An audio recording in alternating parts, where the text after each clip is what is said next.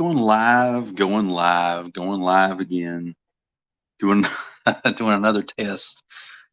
I'm trying to get back in the habit of doing YouTube, making YouTube videos.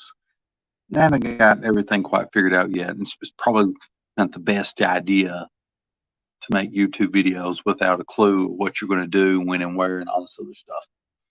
Oh, for those that don't know, I am CB Smallwood, and right now, you're watching Sketching Past Midnight. I don't know. I thought it was a catchy title. Doesn't mean it's going to turn into a show or nothing like that. Let me turn my phone back on. Here. Get up here. You can't see my secret codes.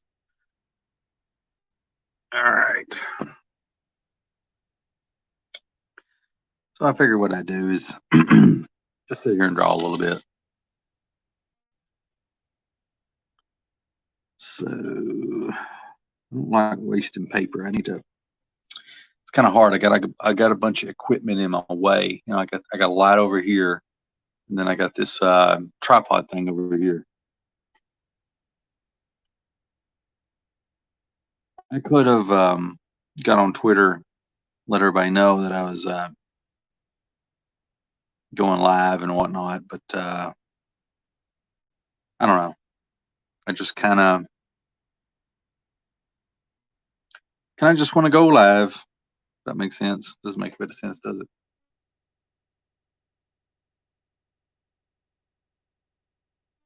Also,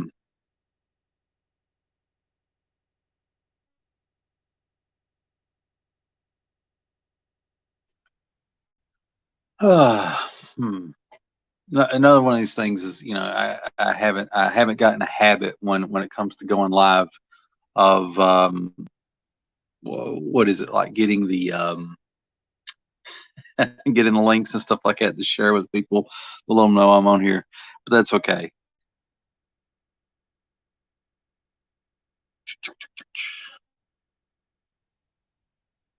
So pretty much what I'm doing right now is I'm just studying, I'm learning, I'm trying to pick some things up. I'm hoping that I wouldn't say through the process of osmosis, but I'm hoping somehow I might absorb the brilliance of great artists that come before me. Sorry you can't really see this good. I wonder if there's like a zoom feature.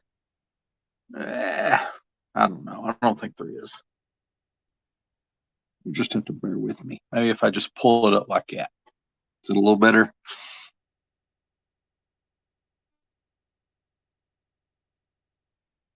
The thing on my phone down below, it's it's image from Joe Mad.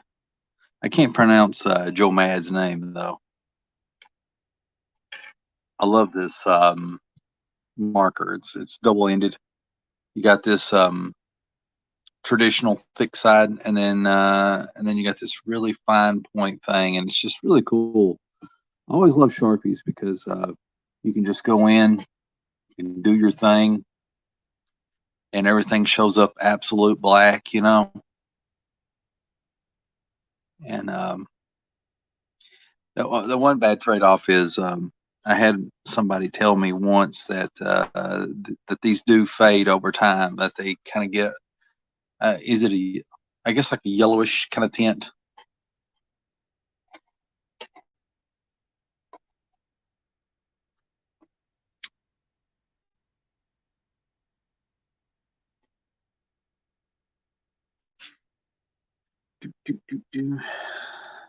Hey, Lions Den. Yeah, I'm always up. I'm all I'm always up.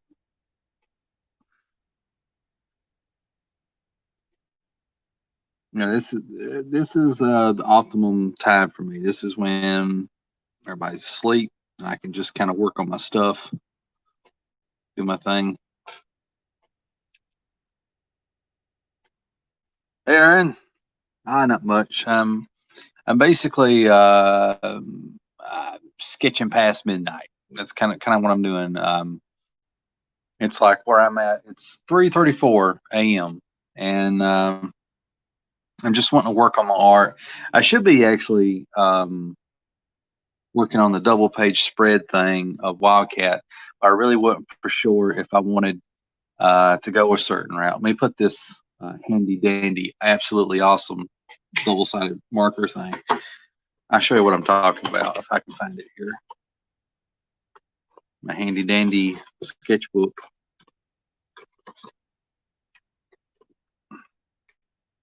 Yeah, this was kind of like the layout idea that I was playing with the Wildcat double splash page thing. I was getting ready to say, don't judge me harshly on the anatomy, but yeah, go ahead.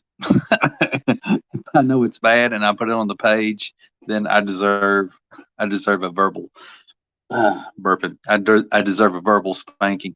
But anyway, I got Chainsaw Ninjas in the background, and this is just some new character I made on the spot. Because I do everything backwards. It's always like the best idea to kind of freaking design your characters before you start doing sequentials or layouts or any of that stuff.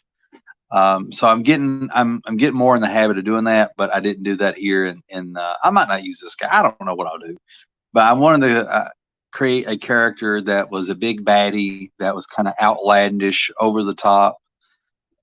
Just I don't know. I could see this guy being like some anime or whatever, and so this would be like the double splash page idea that I was playing with. But the one thing I don't like, other than this pose a little bit, is Wildcat. I mean, I think Wildcat looks fairly cool here, but what is the problem with Wildcat? Let me think. I don't know. I feel like something more dynamic could be happening here with Wildcat. That's all. One other thought. What time I'm gabbing. I'm a little off because usually when I sketch and stuff, I like to have kind of like some music and stuff in the background, and I don't have none playing right now. I'm on this. I go back and forth on having been on a big jazz kick, and there's this girl named Emily, and I can't think of her last name. Just found her on YouTube. I mean, she passed away whenever she passed away, but she's really good. Quarty Man 321. You must be on the East Coast like me. Happy sketching. Yeah, I'm what they call an Appalachian. I'm a Kentucky man. I'm on Kentucky time. Okay. I really like how Joe Mad draws his hands and stuff like that. So I'm thinking about trying to put more of that in my work. I like Del Keon, how he does his hands. Now look at this mess. How am I supposed to sketch when I ain't got no stuff going on here? That's bad. I'm dropping my book. Let's see. I got to find me something else here. Okay, this worked. I'll use this one.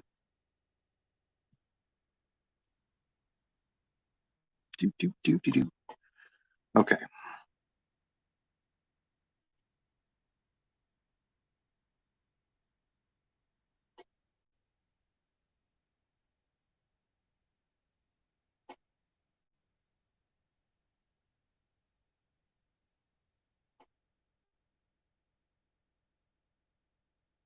It's a little hard to see where it's teeny tiny. Do, do, do, do, do, do.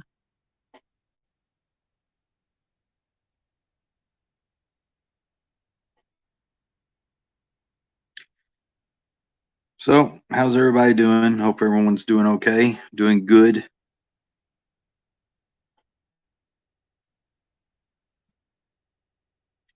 Hope I ain't boring everybody. It's always a fear of mine. I guess it's one of the reasons I don't do more YouTube videos is I just have this fear of, well, it's not like a crippling fear, but I have this thing where, I just really don't want to bore people, because I know how I am,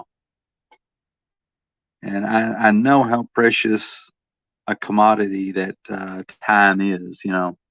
Once time is spent, you don't get it back. It's gone. See, it's more sideways looking.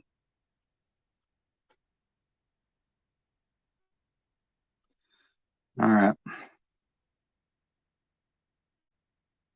See if I can find something else here.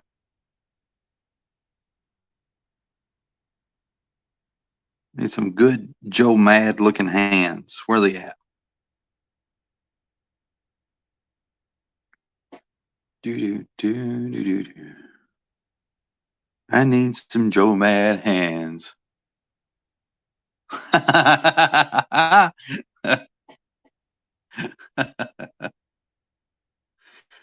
read something funny. I'll get to that in a second. Lions Den writes, here is it's 12:35, the West Coast. I'm working on my comic as well. So why not, take a look at your stream. I appreciate it, because you could be watching anybody else's stream, but you're here with me. Aaron writes, oh no, you're one of those people. One of those people. Those are paying weird. Let's see. Let me click off of this. It seemed like I remember, what is it? Eric Larson. I think Eric Larson. How does he hold his pencil? I think he does it like this. He draws like this. Eric Larson of Savage Dragon fame. He draws like this. I draw like this. Let me put the cap on the end of this so it don't dry out. But no, there's a reason that I draw like this, by the way. It's the public education system, and I have a short but sweet story about that. If I could just find, okay, right here we go. Here's some good material that I can swipe and steal and make my own, maybe. But no, like when I was in elementary school, I was in kindergarten, right? And they had these not eraser things, but these little rubbery things that would go right here on the pencil, and you would put your fingers through that, okay? And the thing is, they were teaching everybody to hold their pencil like this, and I can do stuff, like that. Not as good as I can like this. But what ended up happening was there was an assistant teacher. She was just awful. She probably had, no offense to her, well, maybe offense intended, but she didn't really have much business being an assistant teacher, or anything like that. She just didn't have much patience with anybody, especially me. And I just found the whole experience of holding a pencil weird. And the thing is, she just didn't have no patience for me. And I asked her, am I supposed to hold the pencil this way or this way?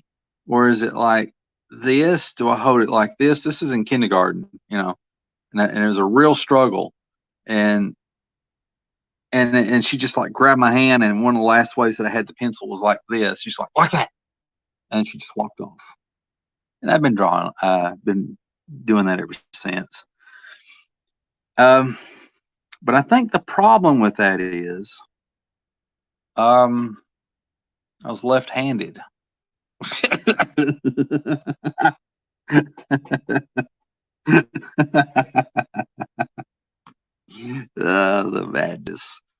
The madness. So you're taking this left-handed person, and then you're teaching them to do stuff with the right hand, and so you're gonna have trouble, just like I'm having trouble with this hand.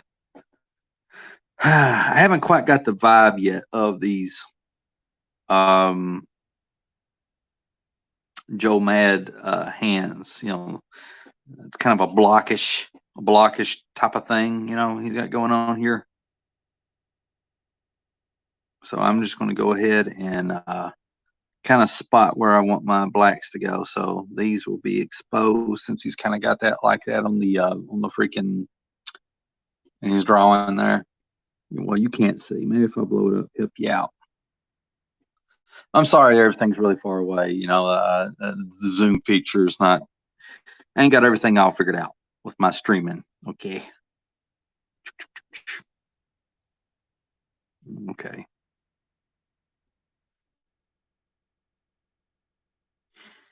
But for anybody that may happen to tune in right about this time, pretty much all I'm doing is I'm trying to learn.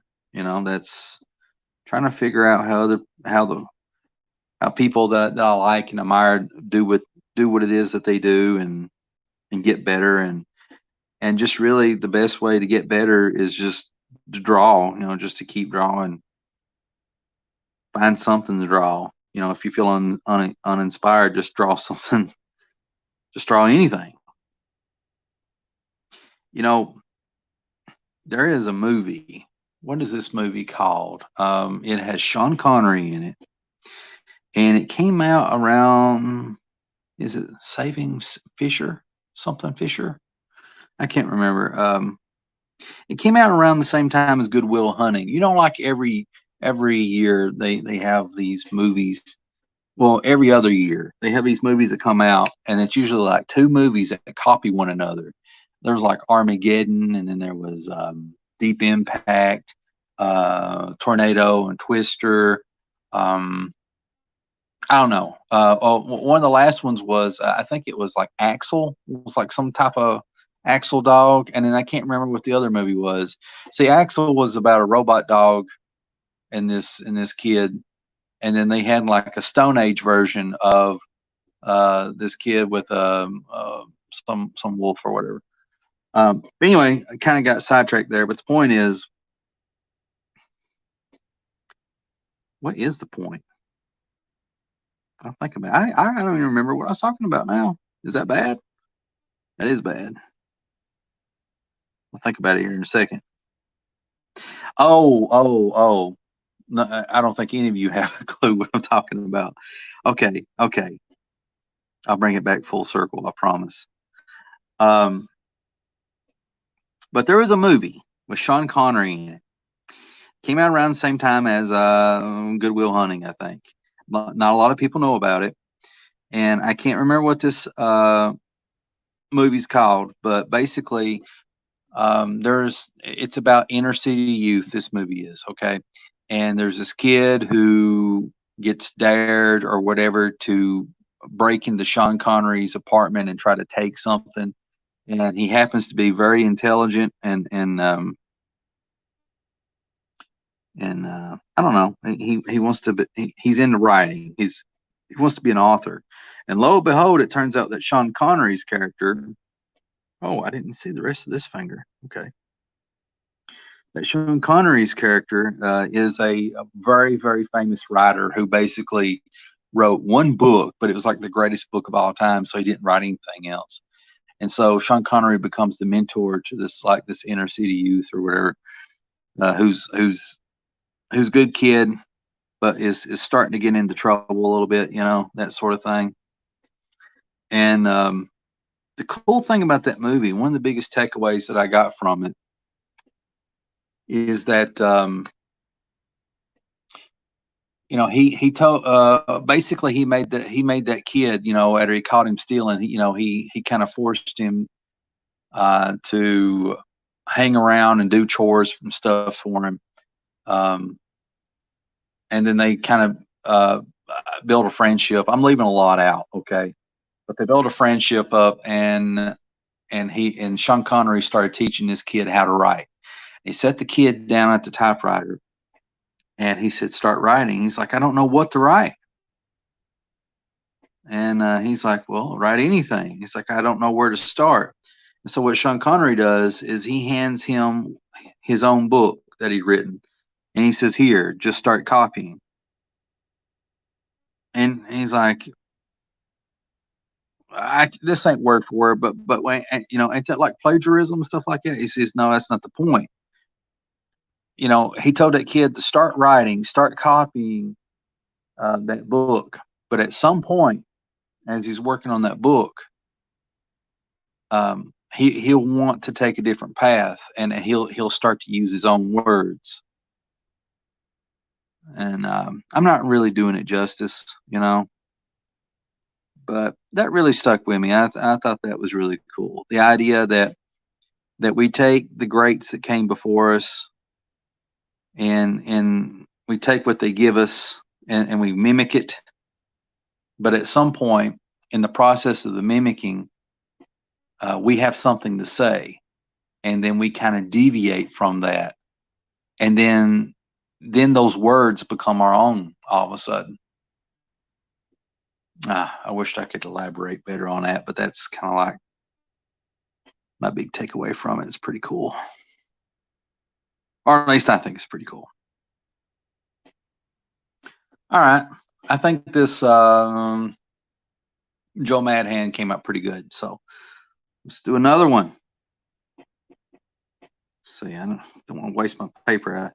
Normally, I kind of, keep things a lot more tighter, but where I got all this crap and equipment in my way, it's kind of hard to, draw around it.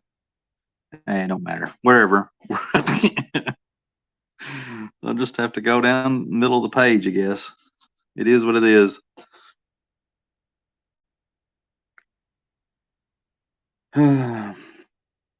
Chilling with me tonight. Well, I guess it's in the morning, but to me, if it's blackout, it's nighttime. You're on the Sketching Past Midnight stream.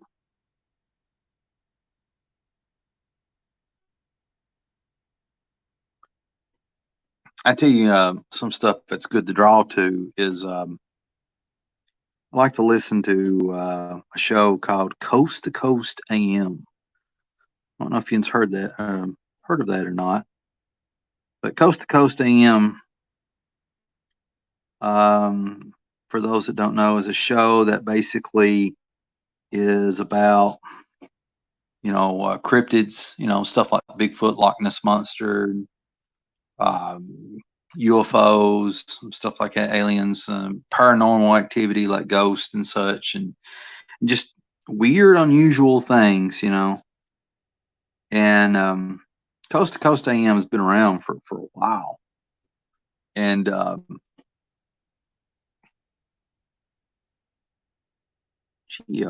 me get my brain together here. I see what it is. I'm getting focused. I'm I'm learning stuff here, and as I'm learning, like I have to kind of pause and think about what it is that I'm doing as I'm doing it. It kind of causes me to get sidetracked. I've never been one of those that could walk and talk and chew gum at the same time. But anyway, Coast to Coast AM, it's been around for a while. I vaguely remember it from the 90s, but I didn't know that was what it was called. And I wasn't much of a listener either in the 90s. But anyway, I like to listen to that sometimes when I'm drawing and sketching and working on projects. It's pretty cool. I really enjoy it. And I would love to do a podcast that's like that. But the sad thing is, if I could go kind of a slightly depressing route, as time goes on and stuff, I start to. I don't want to say I'm a cynic, because I'm a big believer in a lot of different things. But I'm also a realist. I'm a guy that can see the writing on the wall, and but like, I guess what I'm saying is, like, there's a lot of stuff out there that I've come to conclusion, either doesn't exist, most most unexplained phenomena can be explained, but there are exceptions. But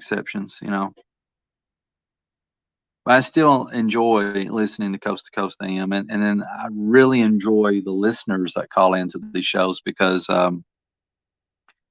man,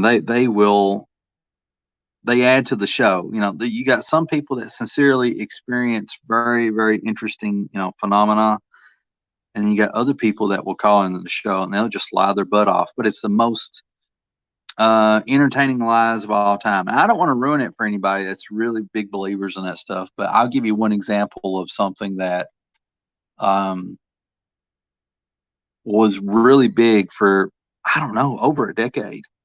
There's a thing called Mel's Hoe. Have you ever heard of Mel's Hoe? Well, there was a caller called in to Coast AM, and basically, this guy claimed to. Don't you fall asleep on me, phone? This guy, this guy called in to Coast AM with an amazing story. He had bought a property.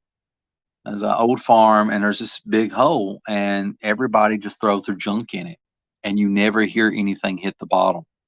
He's taken like measuring tape and all this different stuff. He's found like the longest cords that he can to put down the hole to see how deep it is, and it just goes on and on forever. And he gave a rough location of where he's at and stuff like that, and where you can, you know, where Mel's Hoe is at. But the sad thing is, um, in recent years, you know, people have done research on it, and the location where he said that where it was at is it's not. That stuff just doesn't add up. Doesn't add up.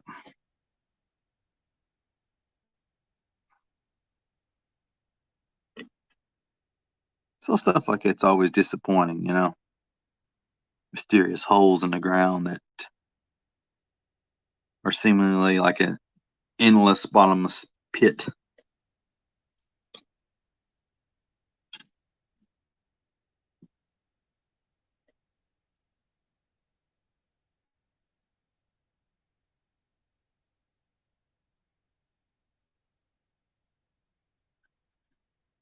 Well, I'm just going to go for it. There we go. Can't really tell right now. Well, no, you wouldn't be able to tell at all. But I'm actually having to poke my head past my phone so I can see what it is that I'm drawing. It's funny.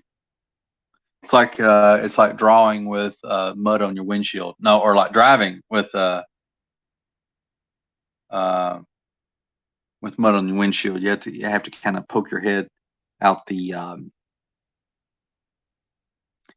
out the out the driver's window or whatever. Oh man, I'm losing train of thought again. I hate that. Can't stand it.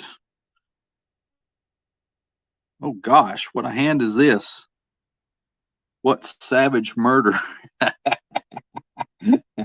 committed? This is terrible. Oh man. But that's the cool thing about a sketchbook is you're allowed to suck. You know, if anybody that is an artist out there that that has the same issues like I do, or anybody that listens to this later, I just want to let you know you have my permission to suck.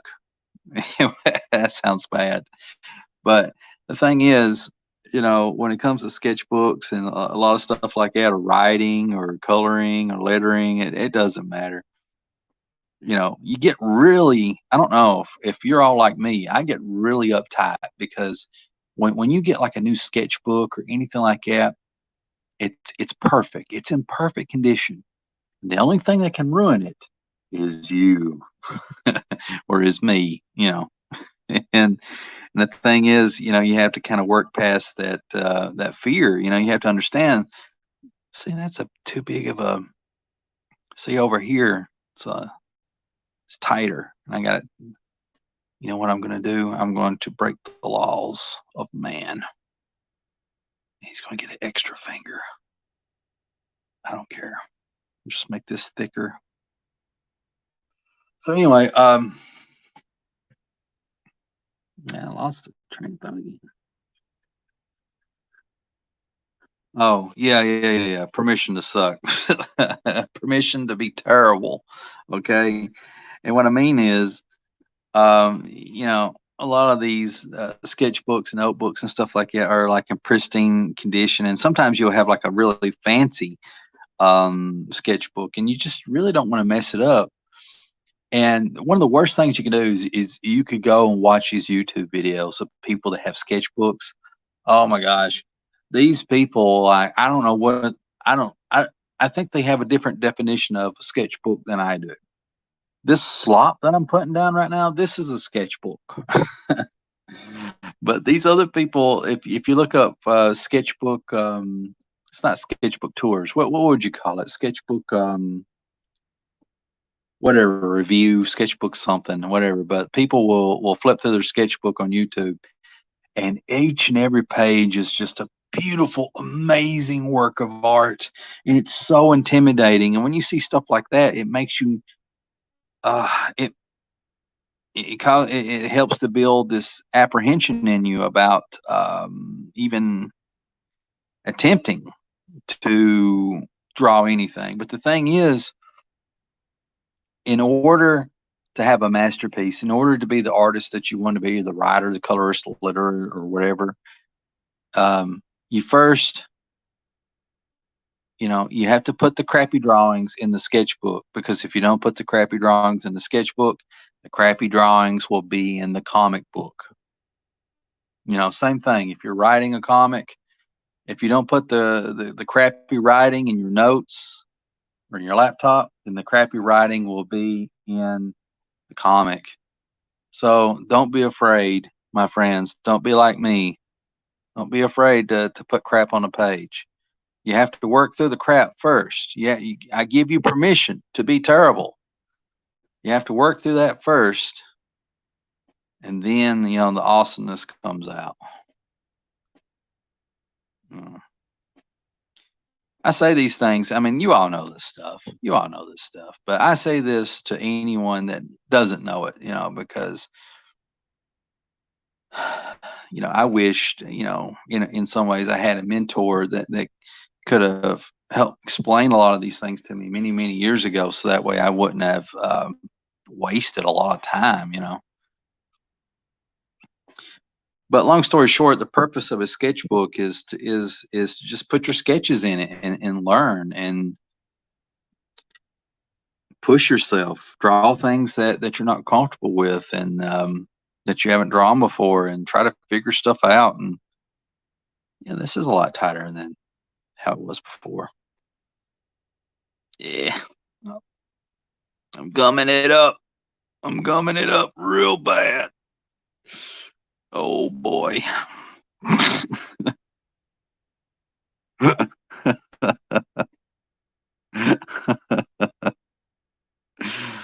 might have to take my own advice. I give myself permission to be terrible, because that's what this is. It don't look half bad, but like still, like if you didn't see these other hands here, you know, and you looked at that at first glance, you'd be like, "Is what is that?" Oh, that's a nice bull monster you've drawn, CB. Yes, I guess so. I guess so. Um,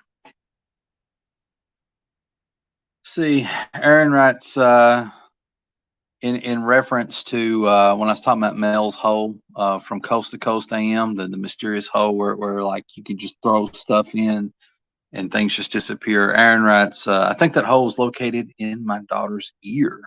Interesting, interesting. That's some high sci-fi stuff there. I like that. That's Outer Limits Twilight Zone material. Awesome. Let's see. The Lion's Den writes, to be able to forget is great for a weekly comic, but learning from other is better indeed.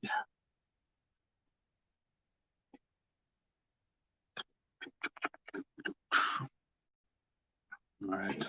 I'm going to have to parch my thirst here. Ah.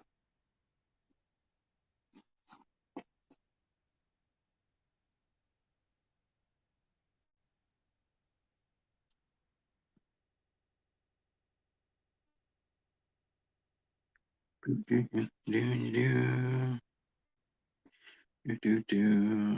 do it like yes. Come on, don't be particular. Just there you go. Better. Slop her down. Quit being uptight. CB. Loosen up.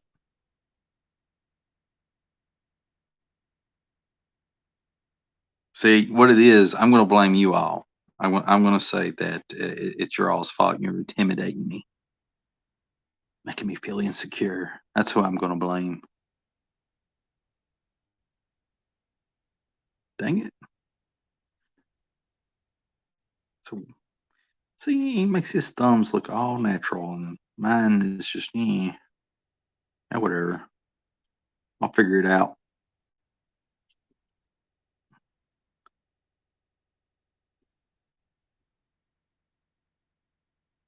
I tell you, somebody else's hands that I like to draw is Mark Silvestri. I think he draws cool hands. Him and Carlos Pacheco. Is it Pacheco?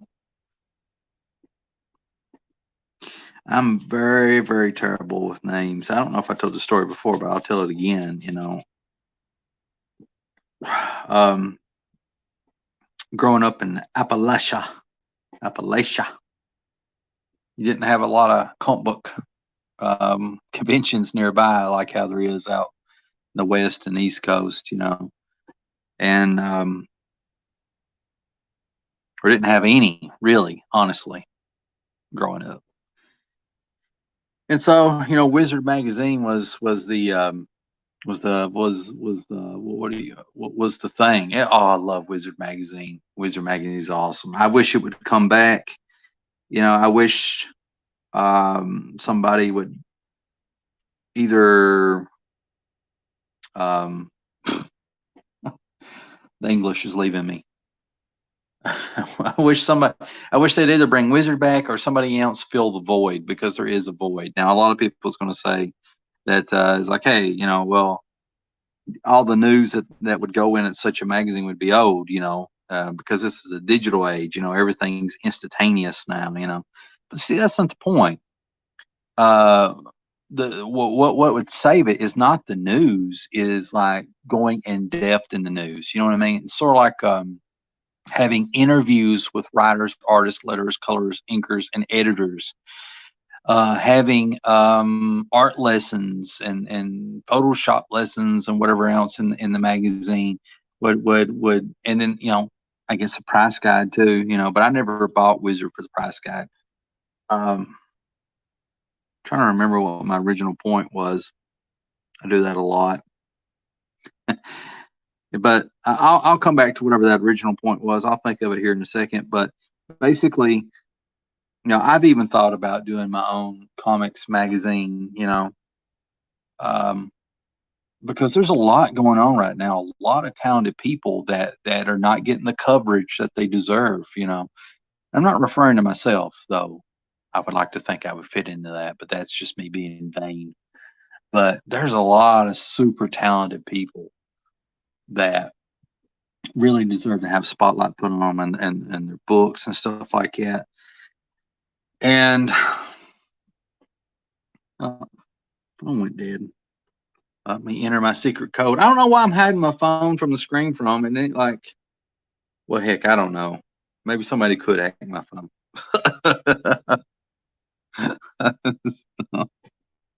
But I've actually thought about doing my own comics magazine.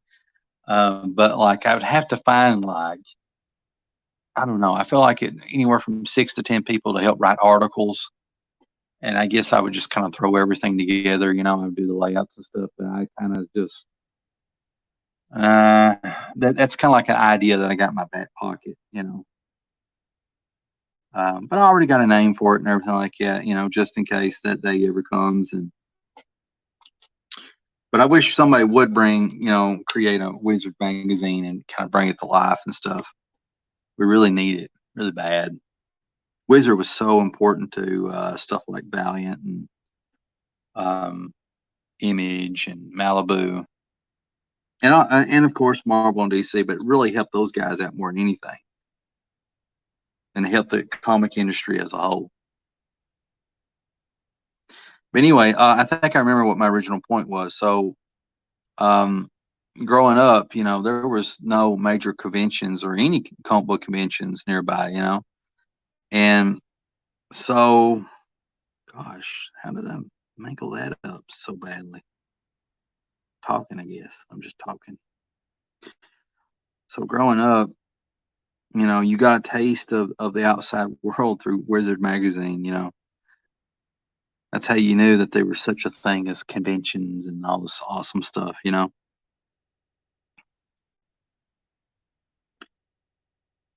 And I forgot what was the point of bringing that up, but whatever, it doesn't matter. We'll just go on this this journey together. That's kind of neat in a way, like these three hands exploding out from one another. I don't know why they would be doing that, but I like that. I don't know why. It's crazy.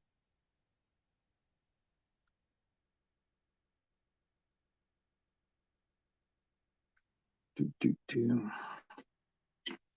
Aaron says, Dr. Pepper product placement.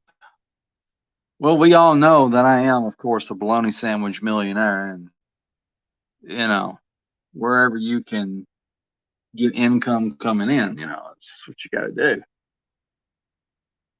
It kind of reminds me, what you said reminds me of The Walking Dead. Um, oh, my mind's always in a state of flux. I pull out the most out of left field. Is that what it's called? Is that the expression? Out of left field things. But no, what you said about the product placement reminds me of The Walking Dead, because as the show got really popular, if you notice, like they had all these car commercials for all these latest, newest, greatest cars that were coming out and stuff like that. And then they started putting the cars in the show. So like, you never really knew when the apocalypse hit, in the Walking Dead universe. When I don't even know when the Walking Dead aired. Was it like, I don't know, was it 2010? I don't know when that show started, but anyway, the point is, just draw this Wolverine head. I like that.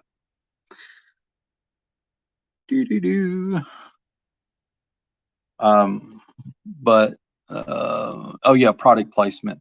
But as the show went on, newer cars were just were put in the show, and the cars were always immaculately clean. You have to remember, in The Walking Dead, in that universe, like all civilization, as far as everybody knows, has collapsed.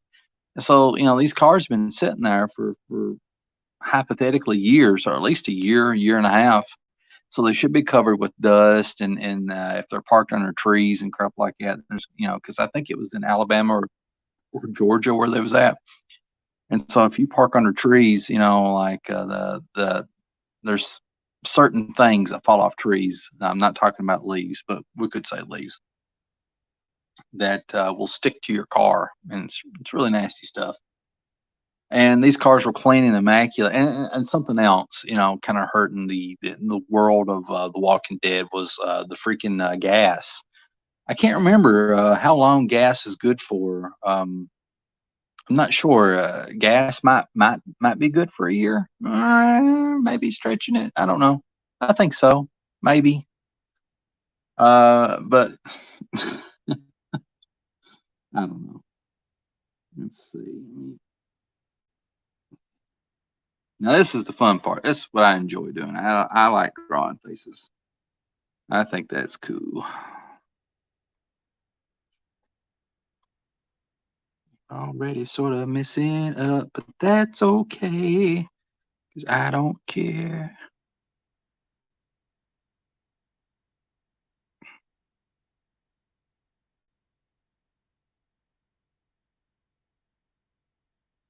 Hmm.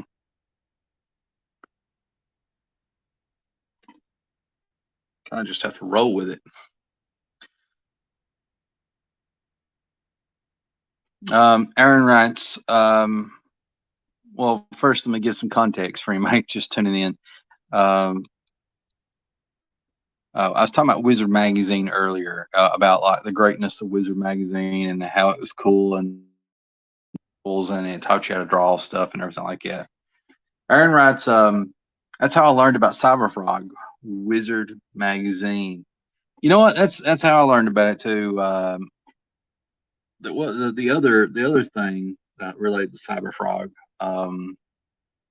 what was it? Creed, not the band, talking about the comic. And I remember that, I don't know, Creed for like a couple of months, or at least in Wizard Magazine, was like the bomb.com. You know, that was where it was at. And the art of Creed, you know, that they would show in the previews, it was this kid who had these absurdly big shoes, and it was just really cool art. It kind of puts you in mind. It looks nothing like Sam Keith, but it was kind of offbeat like how Sam Keith does. And I remember being so envious of the guy, of the kid that drew Creed. He was like, um, was he like 14 or something? He was really young when he started Creed. And then there was another guy. I say it like nobody knows him. I'm the other guy I'm getting ready to talk about is J. Scott Campbell of Gen 13 fame, and later on, what was that book that he had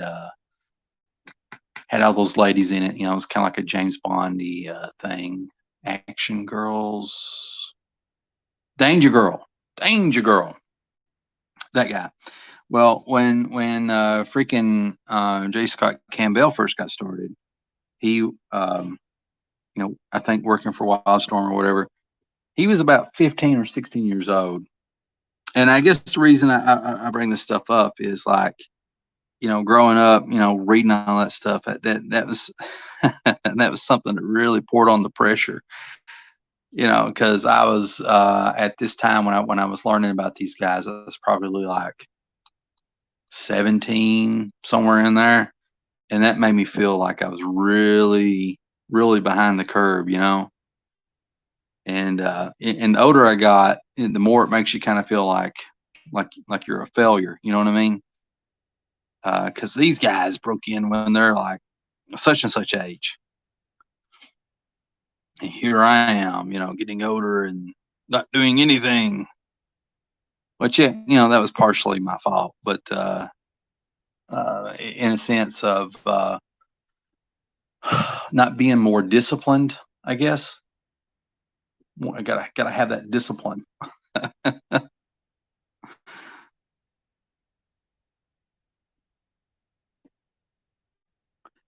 um, and also, I was a really bad dreamer. Now, I got to tell you something about this dreaming business, and that is for the birds. Um, and here's the reason why. You know, is I'm a dreamer by nature. I like to think a lot. I really, really get in depth with that stuff. And daydream about, like, I'll meet this artist and I'll work with this writer, and then I'll own this character or buy this company out and be the editor of this or be the artist of that, and then my career would go this way and that way. I mean, I thought that, for a long time, and it took me a while to get my head on straight, because that was a very unhealthy way of thinking. Because what ends up happening is you spend all this time thinking about all the things that you're going to do and how awesome those things are going to be, and you're going to spend less time actually doing anything to make that stuff happen. And that's the danger of daydreaming, is that your life turns into this Walter Mitty scenario where instead of embracing reality and trying to make reality the best that you can make it, and taking those dreams and fantasies and making them real by taking concrete action to make that so. I got to the point where I was just kind of being too much in my head. And so when you do that, you're just wasting a lot of time, and time is the most precious asset that you can have. It's more precious than oil, money, or gold, because once it's spent, you can't get it back. Those things you can get back.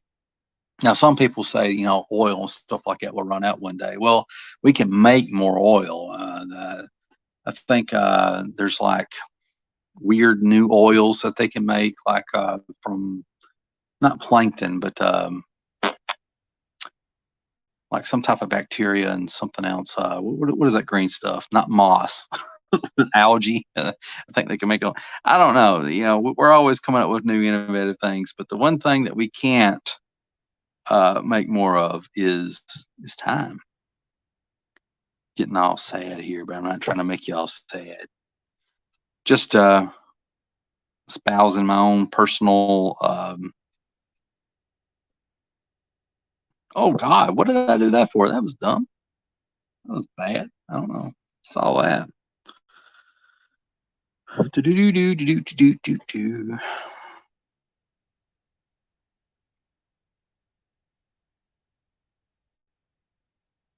I'll tell you something interesting. You probably don't want to hear me talk about this. I'm not saying that you want to hear me talk about any of the stuff that I talked about before, but I'll be real brief with this, and I ain't going to go in detail because I don't think anybody else wants to hear it either. But everything that's going on in the world is just driving me bonkers, and I know people have a right to feel the way that they do about things, and it's not to make light of different issues and stuff like that, because there are important things that are going on.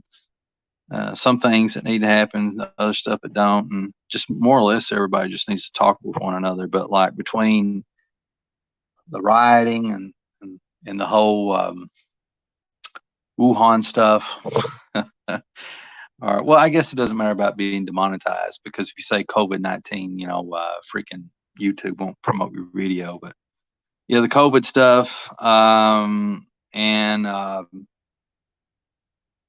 I don't know, just being cooped up in the house, and I don't know, just a whole list of stuff. And oh yeah, just everybody is just so uptight. Nobody can talk to one another no more. Nobody can agree to disagree, and that was like the bedrock of our country. That's what made things work. Is like you didn't have to agree or even like your neighbor. Just understand that they have the right to whatever their opinion is, or whatever it was. But now people are making you choose sides and all this other stuff. Well, I tell you what, whoever's watching my videos, I promise you that I will not make you choose a side, and I will not make you feel bad for whoever you vote for, or whoever you don't vote for whatever you believe, whatever your religion is, or whatever your religion is not, or any of that stuff. When you come here, you're family. And I'm not always the best family member to have, but I try. And I know, like, seemed like the other day I just got so stressed out because it's just everything's just so negative. And it seemed like what was I thinking? Like on Facebook, I was looking on there and got all my Facebook friends. Now, when I say Facebook friends, I use that word lightly. It's kind of like, people that you find interesting, and, you add them as a friend and that sort of thing. Because, I got quite a bit Facebook buddies, but there's no way I can chat to them all. I'd spend like all day doing that. But, I'm in the martial arts, and I do Hapkido and stuff. And I got all these Facebook buddy friends in martial arts, and now they've gone all political. and every one of them's making everybody choose sides and issues. And then the same thing with artists. All artists are the worst. Comic professionals. Oh man. And again, it's not to make light of the issues or anything like that, or to say that certain topics aren't important. But I just wish that everybody would realize that we're all human. That basically we all have at the core kind of like the same wants and desires. That is for security, for happiness, to be able to pursue that happiness, to be treated fairly and equally, and that sort of thing. But the problem is everybody has a different idea on how to make those things happen. That's where you get in a lot of trouble. And to be honest, a lot of that stuff hurts my YouTube channel. And some of you are like, "What? What are you talking about?" Well, it's like it makes me a straddle pole, because to me, all of you are so important to me that I worry, like, if I say something, even though it's not said non-offensive or anything like that, that I'll lose you, because I value each and every single subscriber and follower that I have and that sort of thing. And so that causes me to become a bit of a straddle pole. And the bad thing about that is it'll make your channel boring. It will. So I often think about that a lot, but I don't ever want to be an edgelord or anything like that, just be sensational, just or whatever. And I want to be kind of like positive. I want to be a positive force out in the world. Well, I got to say, I'm studying this freaking Joe Mad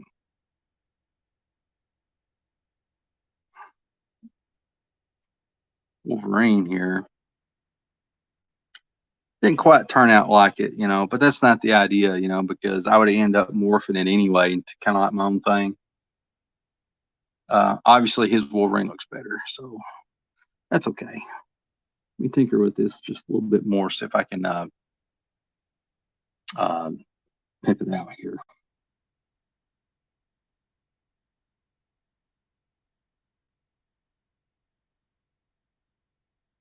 Let me just kind of add a little bit of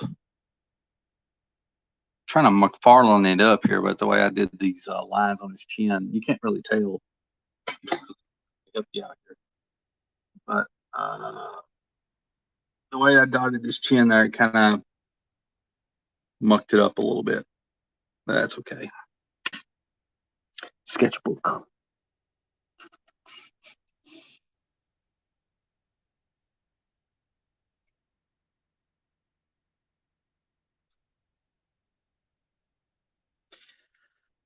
Let's see here. The Lion's Den writes in reference to my well, how do you call it? Like me being dissatisfied with the status of the world. Lion's Den writes, Martin Luther King Jr. Don't look at the color of my skin, but look at the content of my character. Has disappeared and went to the background. I know, and I can't stand that.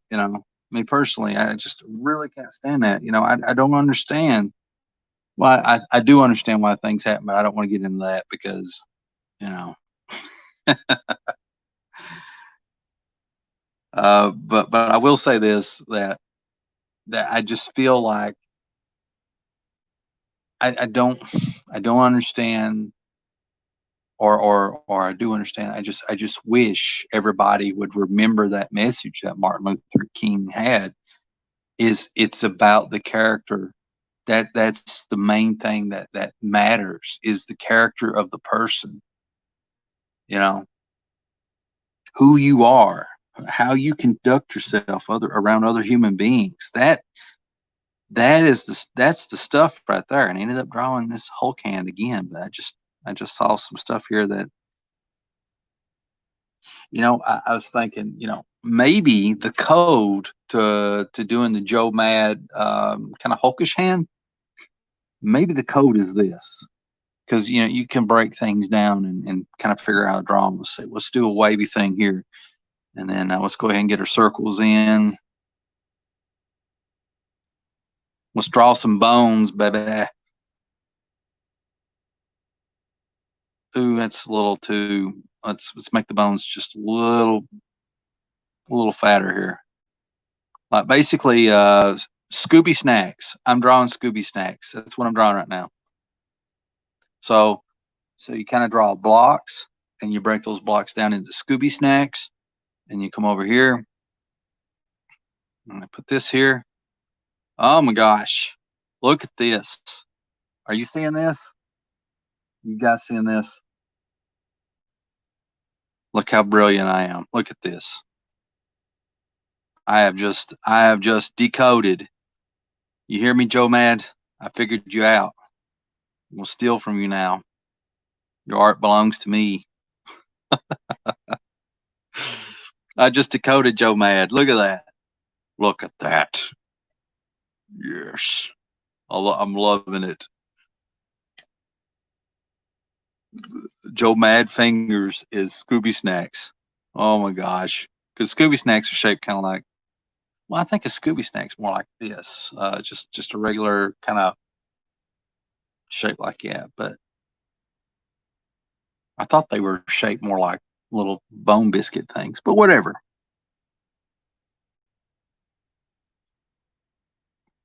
Oh, by the way, in case anyone's wondering, my phone has 8%. So I'll eventually end this, or my phone will die. One way this will come to an end. So if everything goes all black, that's just how it is. That means if it goes all black, you're all free to go because I'm not coming back.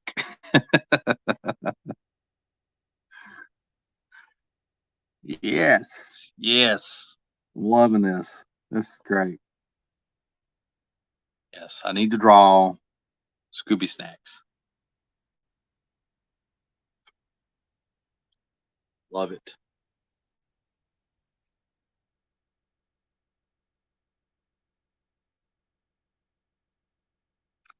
Let's see. Nice, nice, nice, nice. Like that.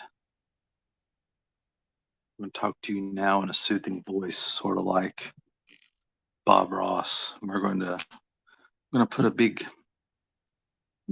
big fluffy cloud right here. Just a big happy cloud. Then we're going to do another one. And then we're going to draw the world's most amazing looking mountain. Just happy little mountains with snow. It's going to have snow off the top. I miss Bob Ross. Oh boy. Let's see. Maybe I can draw one more thing. Let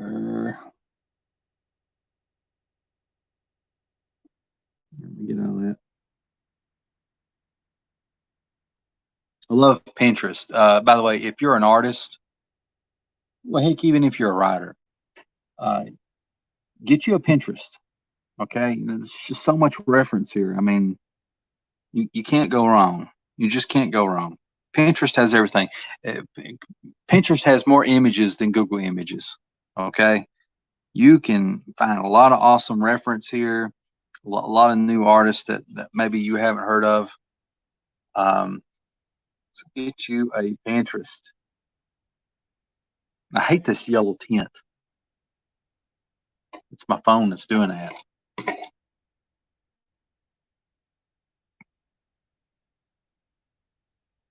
Do, do, do, do, do. Drawing one more fist.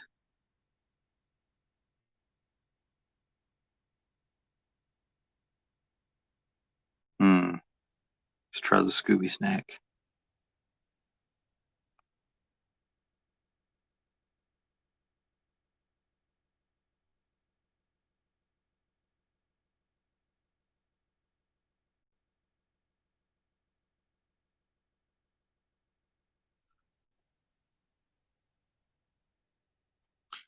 Aaron writes, Scooby Snack. knuckle sandwich. Indeed. It's when you take a haymaker from a Scooby Snack knuckle sandwich, it's delicious. It has to be. And that's not because has anything to do with being like you know burnout with Shaggy or anything like that. It seemed like Scooby and Shaggy are a couple of burnouts in that van. That's kind of like the unsaid thing about that show. They were always they always had the munchies. I tell you one interesting thing besides that, which I'm sure all of you knew that, but the guy who did the voice of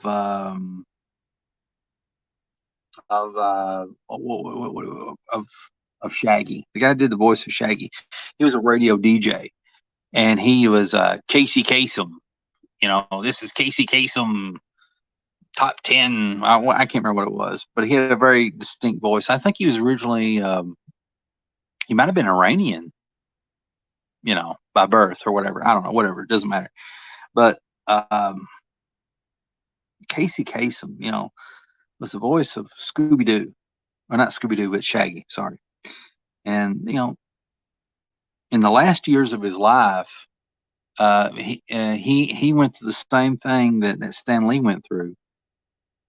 He had this wife that they only been married to for like a year or two or three. I'm not really for sure. And she wouldn't let his kids see him or nothing like that. And that became a big ordeal. Nobody knew if Casey was all right, if he was doing okay or anything like that. It's just this weird stuff. Okay, so the Scooby Snack bone here. Okay, that's interesting. I shouldn't have done that. Messed it up when I did that. Maybe I could just bring it out. And so I think about that. The guy that was the voice of Shaggy off of Scooby-Doo was Casey Kasem, and the last years of his life was well, who knows? That might have been great. Maybe that woman treated him great, but she kind of separated him from his family. But then again, maybe his family were turds. Some people's family are turds. See, I'm full of wonderfully useless information like that. I'm like filled with stuff like that. Now, if you ask me, to name parts off my car, or on, I could do it. I can tell you, remember, like a couple of things, maybe about it. But now, if you want to know about pop culture stuff, I'm your boy. I can do that. Sometimes. I don't know.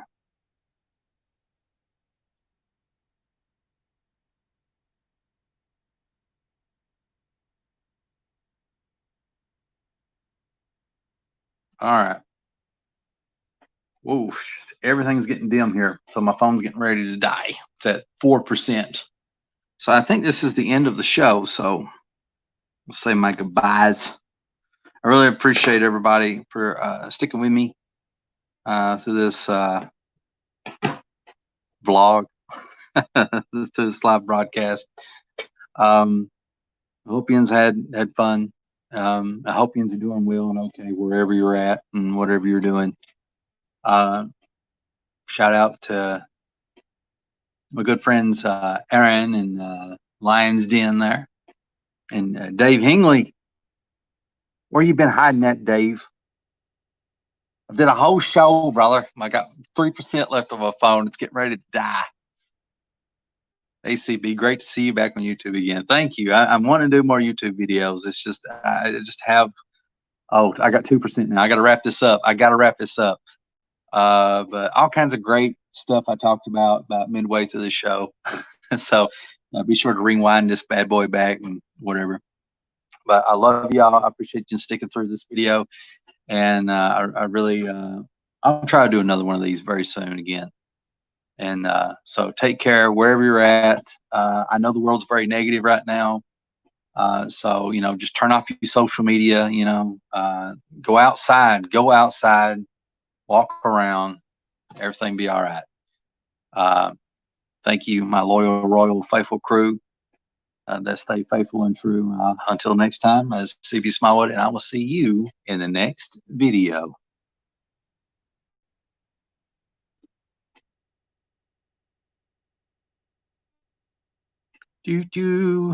Ending broadcast.